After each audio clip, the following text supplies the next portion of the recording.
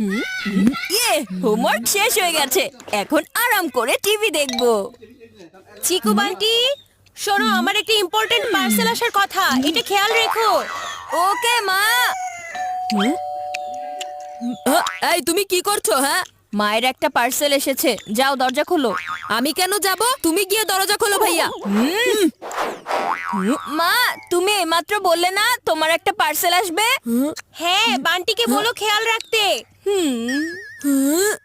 বুঝতে পেরেছো ছোট ভাই, মা বলেছে তোমাকেই পার্সেল রিসিভ করতে হবে।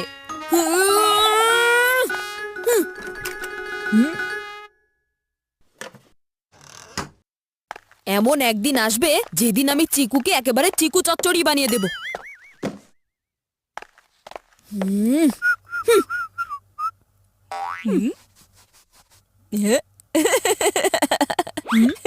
এই চিকু চানাচুর, এত হাসছো কেন? হ্যাঁ,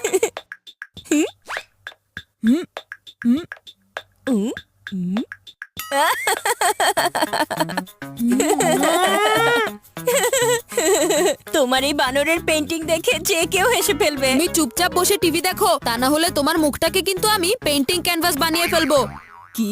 পেন্টিং তো তোমার আমি বানাবো ছোট ভাই, সেটাও তোমাকে নাচিয়ে নাচিয়ে।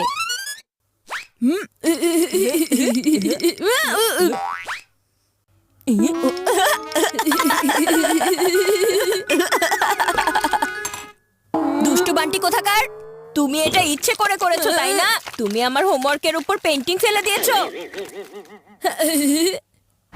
হোমওয়ার্কের প্রতিশোধ হোমওয়ার্ক দিয়েই দিব। চিকু, আমার পেন্টিং ফেরত দাও। এই, চলে এসো বাবু।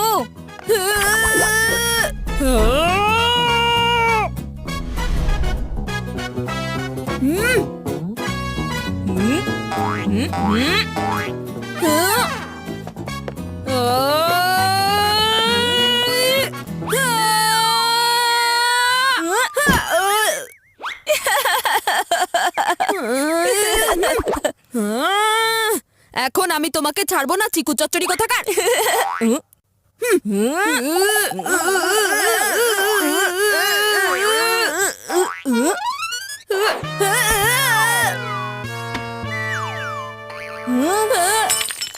ও নো, পার্সেল তো ভেঙে গেছে। এই সবকিছু তোমার কারণেই হয়েছে ভাইয়া।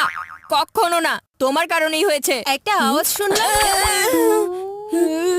তুমি আওয়াজ শুনতে পেয়েছো? হ্যাঁ হ্যাঁ, এখান থেকেই তো একটা আওয়াজ এসেছিল। ধরা পড়ে গেলাম